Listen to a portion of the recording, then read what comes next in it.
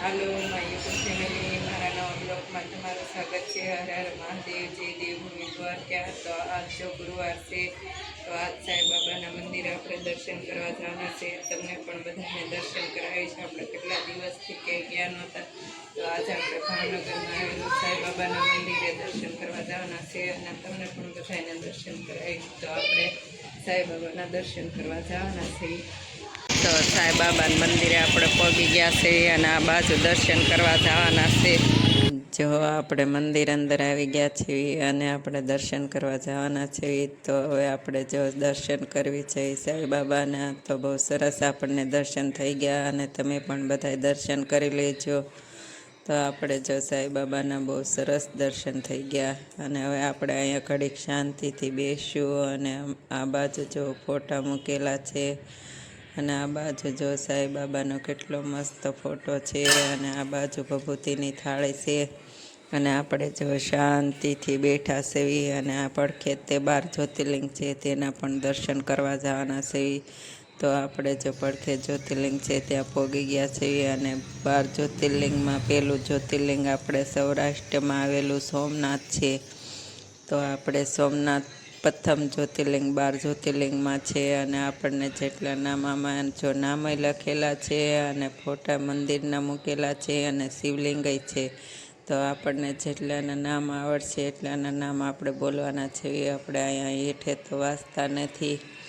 અને જો મલ્લિકાર્જુન, પછી વેદનાથ, પછી ઉજ્જૈન, ઓમકાલેશ્વર, પછી ત્રંબકેશ્વર, ધુન્વેશ્વર, ભીમાશંકર, પછી કેદારનાથ. તો આપણને જો એટલા નામ આવડે છે અને અહીંયા નામય પણ લખેલા છે અને મંદિરના ફોટા પણ મૂકેલા છે. અને આપણે બહુ 12 જ્યોતિર્લિંગના દર્શન કરવાના છે અને મોટું શિવલિંગ પડખે બનાવવામાં આવ્યું છે. એ શિવલિંગની અંદર શિવલિંગ બનાવવામાં આવેલા છે, 12 જ્યોતિર્લિંગ આવેલા છે અને સાંઈબાબાના મંદિરે બહુ સરસ બનાવવામાં આવ્યા છે અને આપણને વારંવાર 12 જ્યોતિર્લિંગને પણ દર્શન આપણને થઈ જાય છે. અને આપણે જો 12 જ્યોતિર્લિંગના દર્શન કરવાના છે અને તમે પણ બધા 12 જ્યોતિર્લિંગના દર્શન કરી લેજો. બહુ સરસ આપણને તો જો 12 જ્યોતિર્લિંગના દર્શન આપણે અહીંયા થઈ જાય એટલે સારું જ કહેવાય. આમ તો મેં 12 જ્યોતિર્લિંગના દર્શન કરેલા જ છે, પણ આપણે અહીંયા પણ 12 જ્યોતિર્લિંગના દર્શન થઈ ગયા. અને જો કેટલા મસ્ત ફોટા પણ ઉપર મૂકેલા છે અને હેઠે જો શિવલિંગ છે, રામેશ્વર છે.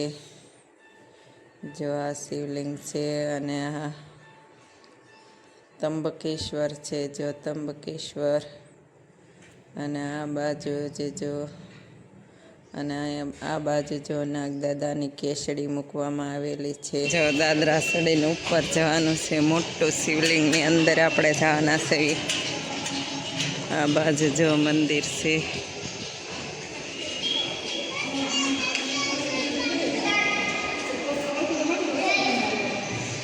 જો આ 12 જ્યોતિર્લિંગનું મંદિરને ઉપરનું છે. જો અહીંયા સાંઈબાબા છે. જો અહીંયા સાંઈબાબાનો ફોટો છે.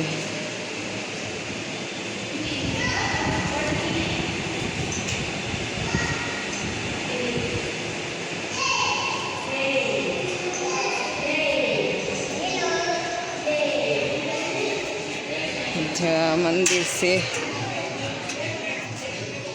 સાંઈબાબાનું મંદિર છે. આ બાજુ જો ખીચડીની પ્રસાદી હોય છે ગુરુવારને દિવસે. તો જો અમે પ્રસાદી છે કઢી ખીચડી. જો અહીંયા સાંઈબાબા સુતેલા સાંઈબાબા છે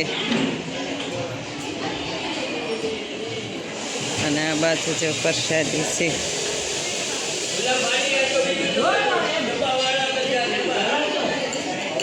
ખીચડીની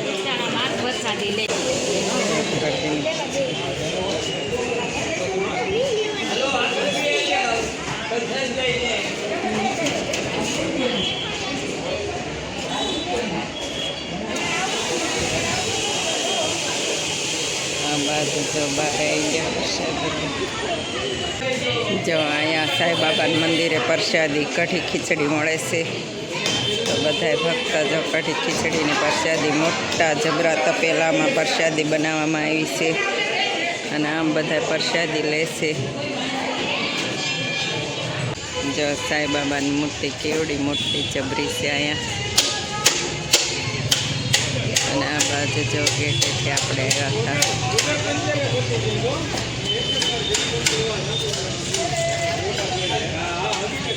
જો સાંઈબાબાના મંદિરે આ ભાઈ જો કેટલું મસ્ત ગાય છે. અને આ મંદિર છે. જો આ બાજુ જો મંદિર છે અને આ બાજુ દુકાનો અને ગેટ છે અને આ બાજુ શનિદેવનું મંદિર છે.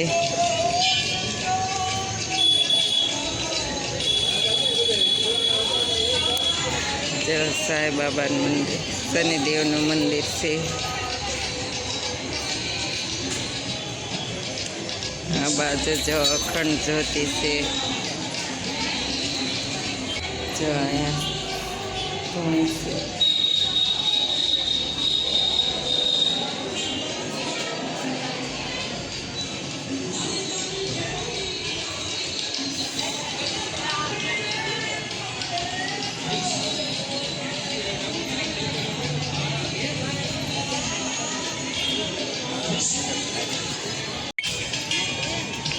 જો સાંઈબાબાના મંદિરે બહુ સરસ દર્શન થઈ ગયા આપણે અને ઘેરે જવાના છીએ.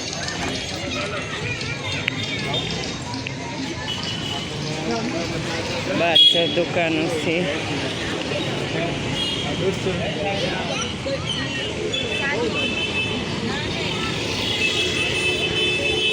આપણે સાંઈબાબાના દર્શન કરીને આવ્યા તો બહાર નીકળતા જો કેવા ઋષિમુનિઓના ચિત્ર દોરેલા છે. આ બાજુ જો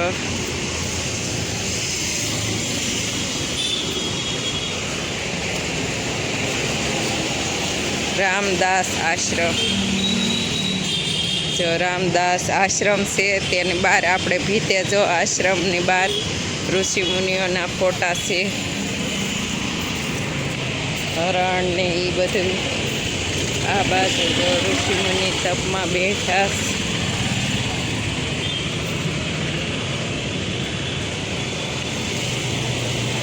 જો કેવા ભીતે કેવા સરસ તે ચિત્ર દોરેલા છે અને આપણે જો મસ્ત ચિત્ર દોરેલા છે.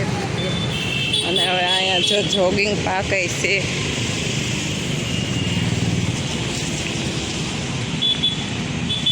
જો આપણે ઘરે આવી ગયા સેવી. આપણે જો બહુ સરસ દર્શન થઈ ગયા હતા અને ત્યાં કઢી ખીચડી હતી. આપણે કાઠિયાવાડની કઢી ખીચડી પ્રસાદીમાં હતી તે આપણે લીધી અને આપણે બહુ સરસ દર્શન સાંઈબાબાના થઈ ગયા છે અને આપણે ઘરે આવી ગયા છીએ. અને હવે આપણે રસોઈ બનાવવાના છે તો રાતની રસોઈ બનાવી નાખવી.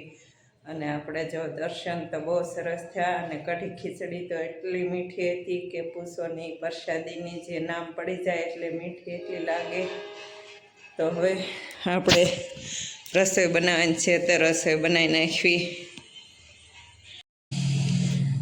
આપણે જો સરસ મજાનું જમી લીધું છે. જમીન વાસણ ઉટકાઈ ગયા છે. વાસણ ઉટકીને તે આપણે જો સાંઈબાબાના દર્શન કરવા ગયા હતા તો આપણે ત્યાં દર્શન કરવા ગયા હતા તો કઢી ખીચડી હતી તેની પ્રસાદી પણ આપણે લીધી હતી. તો મોટા મોટા તપેલામાં પ્રસાદી બનાવવામાં આવી હતી.